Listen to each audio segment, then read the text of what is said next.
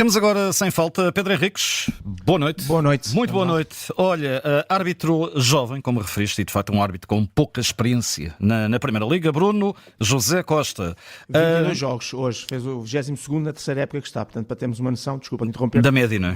Exatamente, de um árbitro extremamente jovem que tem apenas 3 épocas, tem uma idade que é jovem para a arbitragem, 34 anos e portanto está a dar os seus primeiros passos e foi o primeiro jogo foi o primeiro jogo que ele fez na Liga, nestes 3 anos, de um dos grandes. Portanto, quando falamos de grandes, o Benfica e o Porto Sport, foi a sua estreia. Então, não há aqui muita coisa. Terceiro minuto, penalti, Dinis Pinto. Ou não penalti? Nós vamos começar e acabar com 2 lances de mão. E, por muito que as pessoas depois queiram, enfim, dar a volta à coisa, a Lei 12...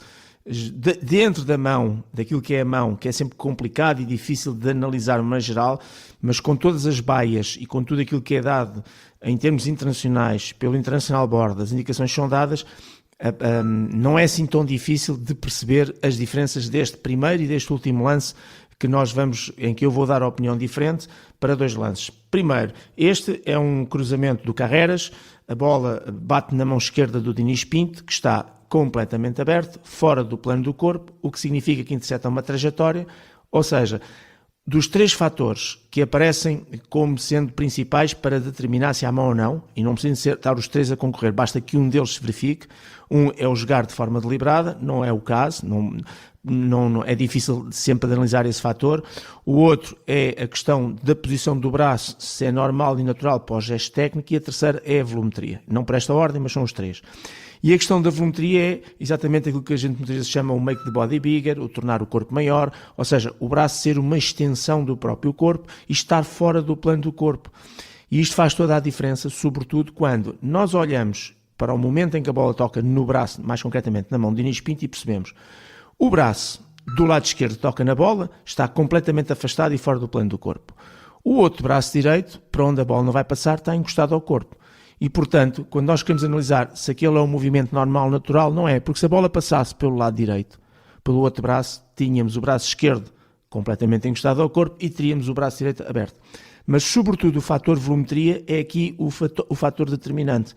E, portanto, esta é uma situação que eu percebo que para o árbitro, no movimento de corrida e da rapidez com que acontece, sabendo que a mão não tem a certeza disto que nós estamos aqui a dizer, mas isto é fácil, é parar a imagem, perceber se há contacto, não há, ver exatamente estes fatores, nomeadamente a volumetria, e perceber que é um lance em que o vídeo-árbitro acaba por intervir, chamar o árbitro, porque sendo de interpretação tem que ser sempre chamado pelo árbitro, mesmo que o VAR esteja a dizer que para mim é penalti, mas o protocolo obriga a chamar, e o árbitro vai lá e verifica exatamente isto, e repara, não só temos um vídeo-árbitro que acha que é penalti, e eles recebem instruções, como temos um árbitro que depois de verificar a imagem, que é isso que se pretende, também considera penalti. E eu também considero que há motivo para pontapé de penalti e, portanto, boa decisão com clara ajuda por parte da equipa da arbitragem.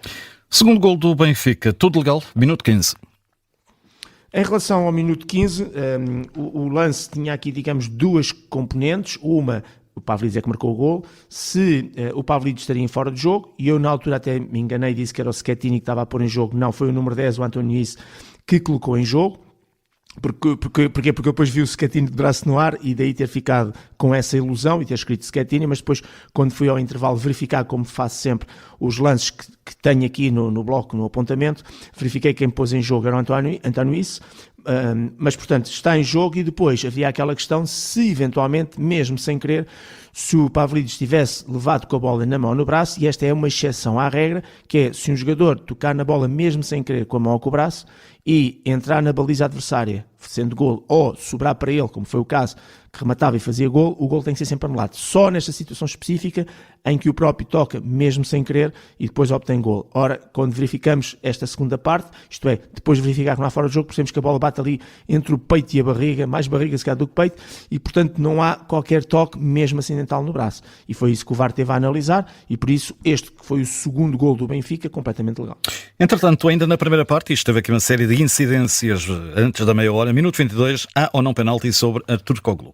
Sem penalti, o lance é com o Marcelo e claramente que o Arturcoglu, de alguma maneira, ao tentar driblar entre 2 adversários, nomeadamente em relação ao Marcelo que estava do seu lado esquerdo, ele força um bocadinho o contacto e é ele Artur Koglu, que com o seu perna esquerda vai tocar na perna esquerda que está apoiada no solo, por parte do Marcelo, que não faz qualquer movimento no sentido de interceptar a trajetória e rasteirar. Portanto, é mais o Artur Koglu que força o contacto e daí se ter desequilibrado e caído. Bem o árbitro, bem o VAR, no fundo, a reforçar esta situação e não há motivo para pontapé de penalti. Quase a fechar, minuto 46, o amarelo para o Marcelo. É bem dado? Sim, é bem dado porque o Sheldrup já tinha sido tocado por trás, o árbitro já tinha chamado a atenção não do Marcelo, mas do outro jogador. E nesta circunstância, isto é mais do que um toque por trás, é uma entrada de cima para baixo, de sola, e com os pitons acaba por acertar com o pé, com a própria sola do pé, e estou a falar do Marcelo, no pé do Sheldrup. Já é um jogo perigoso com contacto físico, mas sobretudo com a apresentação de sola.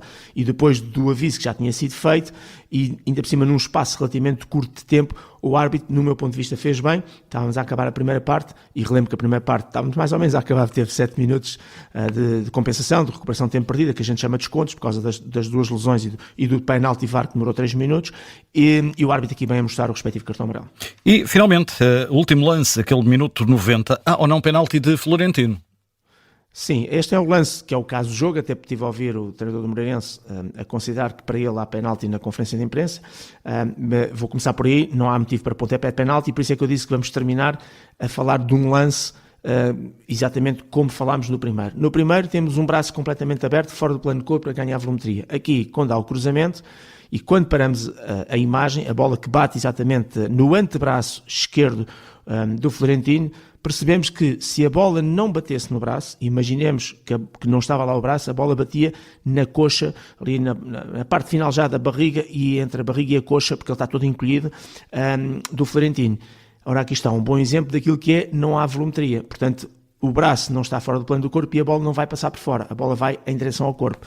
E quando tens um braço dobrado, junto, encostado, e a bola, se não batesse nesse braço, bateria no corpo, significa que não há volumetria, tens aqui um fator extremamente relevante e importante, que é não haver infração por mão, e este que sendo um dos fatores que é claramente diferenciador em relação ao primeiro lance. E, portanto, eu diria, e digo, aliás, que bem o árbitro pode ter tido ali as suas dúvidas, mas bem o VAR, que teve a analisar o lance e que, conhecendo estes fatores da dita Lei 12, percebe claramente que esta é uma situação para não penalti. Nem sequer é uma questão dele ter dúvidas e o protocolo não permitir chamar sempre que não é claro e óbvio. Não, para mim aqui é claro e óbvio que com estas baias que são dadas aos árbitros e que nós, comentadores de arbitragem, também todos os anos recebemos essas mesmas informações, essas mesmas indicações, temos formação para isso, digo que foi uma boa decisão e não há motivo para pontapé de penalti.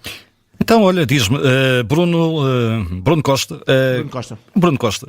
Parece uma nota positiva, certo? Sim, vou dar 6 por uma razão, já sabem qual é. Portanto, eu diria que para uma arbitragem de um jogo, está bem que o resultado depois no fim tornou-se um bocadinho incerto, mas foi perto do fim. A segunda parte foi um jogo praticamente sem caso. O jogo teve pouco ritmo, pouca intensidade e, portanto, pouco grau de dificuldade, embora tivéssemos aqui algumas situações, nomeadamente na primeira parte diária, que foram analisadas. Mas porquê é que eu baixo este valor?